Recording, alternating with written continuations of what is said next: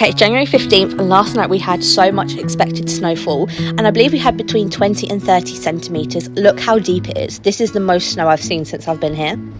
Of course we took Marley out in the snow because if you saw my previous video, you'll know he absolutely loves the snow. Brian was shoveling the deck and I was just walking around in the snow a little bit with Marley and playing with him. He's literally crazy. When the snow melts, it will literally go into like clumps of ice on him and he does not care. He will sit out there for as long as possible.